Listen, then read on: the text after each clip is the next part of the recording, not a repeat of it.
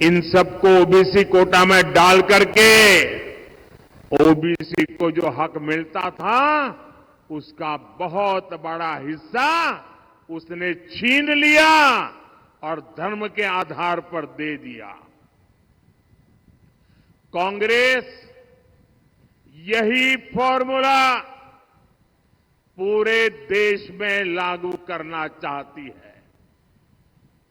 आप मुझे बताइए, क्या ये लागू देना चाहिए? क्या इसको रोकना चाहिए कि नहीं रोकना चाहिए? इनके खतरनाक मंसूबों को खत्म करना चाहिए कि नहीं करना चाहिए? पूरी ताकत से देशवासियों को जगाना चाहिए कि नहीं जगाना चाहिए? साथियों, चुनाव तो आएंगे जाएंगे, लेकिन ये खतरनाक खेल आपकी आने वाली पीढ़ियों को तबाह कर देगा। ओबीसी वर्ग की सबसे बड़ी दुश्मन है कांग्रेस, जिसने ओबीसी से उनका हक छीन लिया है। कांग्रेस ने सामाजिक न्याय की हत्या की है। कांग्रेस ने संविधान की भावना को ठोकर पहुंचाई है। कांग्रेस ने बाबा साहब का घोर अपमान किया है। साथियों, ये मुझे सवाल पूछते हैं, 400 पार 400 पार क्यों? मैं जवाब देता हूं, आप जो राज्यों में हथकंडे अपना रहे हो, दलितों के, आदिवासियों के, ओबीसी के आरक्षण चोरी करने का जो खेल खेल रहे हो, उसे लूटने का खेल खेल रहे हो, आपके ये खेल बंद करने के लिए, हमेशा बंद करने के लिए, आपके मंसूबों को हमेशा हमेशा ताला लगाने के लिए मोदी को 400 पार चाहिए। मुझे दलितों के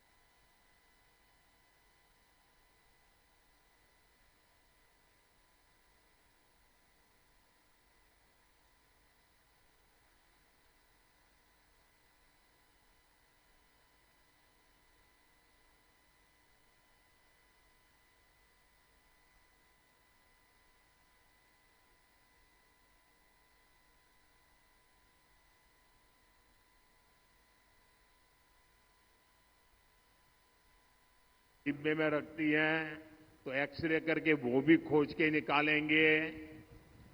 लॉकर में रखे आपके गहने हो, महिलाओं का मंगलसूत्र हो, कांग्रेस सब कुछ खोजने में लगेगी और फिर कहती है हम इसे छीन लेंगे और फिर उसको बांट देंगे।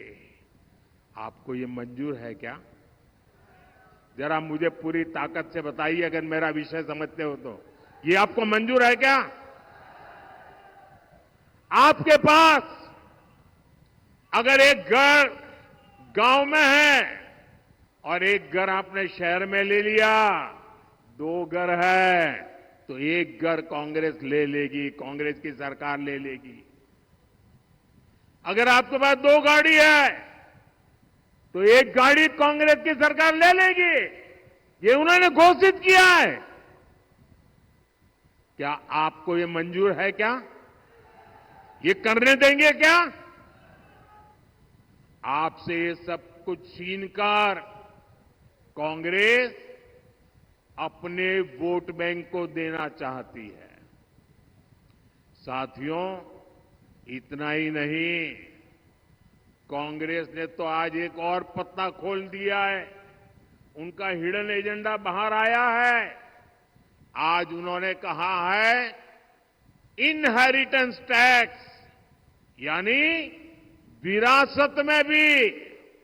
अब आप देखिए, हमारे देश में तो दादा दादी नाना नानी भी कुछ बचा के रखते हैं, खुद कभी उसका खर्चा नहीं करते। क्यों? उनके मन में रहता है पोता पोती बड़े होंगे ना, उनकी शादी में काम आएगा, नाती बड़ा होगा तो उसके काम आएगा। वो संपत्ति को बचाते हैं, अनाप शनाप खर्चा मौज मजा में नहीं करते हैं। बड़ी मेहनत करके, मुसीबतों को झेल करके जो संपत्ति आपने बचाई है ना, आपने पूर्वजों ने जो संपत्ति बचाई है, जो आपको मिली है, अब ये कांग्रेस कहती है कि आप अपने संतानों को वो संपत्ति नहीं दे सकते। करीब करीब आधी संपत्ति कांग्रेस की सरकार बनेगी तो कानूनन आपसे लूट लेगी। जो संपत्ति आप अपने बच्चों को देना चाहते हैं, उस पर भी कांग्रेस टैक्स लगा करके लूट लेगी। आप कल्पना कर सकते हैं, कांग्रेस भारत के सामाजिक मूल्यों, भारत के समाज की भावनाओं से कितना कट चुकी है। कांग्रेस को भारत के पारिवारिक मूल्यों तक का अंदाजा नहीं रहा है। घर के बड़े बुजुर्ग जीवन भर कुछ न कुछ जोड़ते हैं ताकि अगली पीढ़ियों को देंगे, पोती नाती को देंगे। और यही हमारे देश की परंपरा है, स्वभाव है, संस्कृति है। हम भारतीय जरूरत है के हिसाब से खर्च करते हैं, पैसे बचाने की कोशिश करते हैं। कांग्रेस पीढ़ी दर पीढ़ी चलने वाली इस बचत पर भी, इस संपत्ति पर भी उसकी नजरें हैं, लूटना चाहती है। यानी कांग्रेस का मंत्र है, कांग्रेस का मंत्र है, ये याद रखना, घर घर पहुंचाना। मेरी बात पहुंचाओगे घर घर? मेरी बात घर घर पहुंचाओगे? कांग्रेस का मंत्र है, कांग्रेस की लूट, जिंदगी के साथ भी लूट और जिंदगी के बाद भी लूट। साथियों, कांग्रेस को देश के संविधान से नफरत है, इनको भारत की पहचान से नफरत है। इसलिए ये हर उस प्रोजेक्ट पर काम कर रहे हैं जिससे देश कमजोर हो, देश की साख कमजोर हो। ये लोग समाज को आपस में लड़वाने के लिए नए नए पैंतरे लेकर आते हैं। हमारी आस्था ने हमें सदियों से एकजुट रखा है। कांग्रेस पार्टी उस आस्था पर हमले करती है।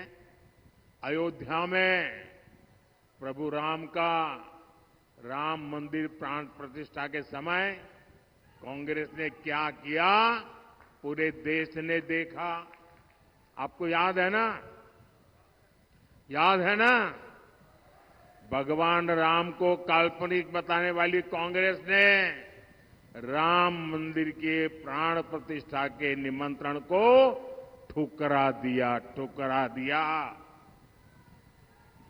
क्या ऐसी कांग्रेस को ठुकराना चाहिए कि नहीं ठुकराना चाहिए? जिसने राम मंदिर की प्राण प्रतिष्ठा को ठुकरा दिया, ऐसी कांग्रेस को ठुकरा देना चाहिए कि नहीं ठुकरा देना चाहिए?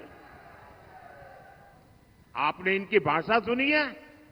भाइयों बहनों, इनका विरोध केवल अयोध्या, राम और राम मंदिर तक नहीं है। इन्हें मंदिर और मंदिर जाने वालों से भी दिक्कत है। पिछले साल ही मैंने यहां सागर में संत रविदास जी का भव्य मंदिर का शिलान्यास किया था। तब भी कांग्रेस के नेताओं ने कहा था कि रविदास मंदिर बनाने से अच्छा था कि यहां कुछ और बन जाता। इतनी नफरत है इनको। कांग्रेस को एक महान दलित संत का मंदिर भी बर्दाश्त नहीं होता। ऐसी सोच वाली कांग्रेस को एमपी से दूर रखने में ही भलाई है। साथियों, 7 मई को आपके पास एक बार फिर मध्य प्रदेश के साथ साथ पूरे देश के भविष्य को संवारने का अवसर है। सागर लोकसभा से बीजेपी ने बहन लता वानखेड़े जी को उम्मीदवार बनाया है। उनको भारी मतों से जिताना है। मैं जानता हूं गर्मी बढ़ रही है। मैं ये भी जानता हूं कहीं कहीं शादी ब्याह का माहौल है। मैं भी ये भी जानता हूं कुछ लोगों को खेत में अलग अलग काम भी है। लेकिन मेरा आपसे अनुरोध है कि कितना ही काम न क्यों न हो, लेकिन देश के लिए कुछ समय देना चाहिए कि नहीं देना चाहिए? देना चाहिए कि नहीं देना चाहिए? हमें अपना वोट देना चाहिए कि नहीं देना चाहिए? हमने अपने अधिकार का उपयोग करना चाहिए कि नहीं करना चाहिए? राष्ट्र निर्माण के इतने बड़े यज्ञ में हर किसी का योगदान होना चाहिए और इसलिए भारी मतदान होना चाहिए। आप मतदान करवाएंगे, घर घर जाएंगे,